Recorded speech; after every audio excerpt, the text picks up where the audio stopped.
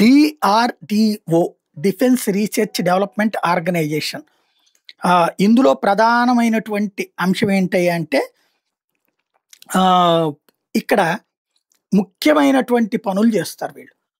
తాజాగా ఒక మనకి ప్రధానమైన సమస్య ఇప్పుడు తేజస్ కూడా ఏంటి ప్రాబ్లం, మనకి ఆ జీఈ ఇంజిన్ అన్నారు, అది ఇప్పుడు ఫెయిల్ అయింది. మన వాళ్ళే ప్రాణాలు కోల్పోయారు. మన సొంత ఇంజిన్ లేదు. ఇప్పటిదాకా మన సొంతగా విమానాలు తయారు చేయాలనుకున్న ఇంజన్లు వేరే వాళ్ళ దగ్గర తీసుకోవాల్సి వస్తుంది.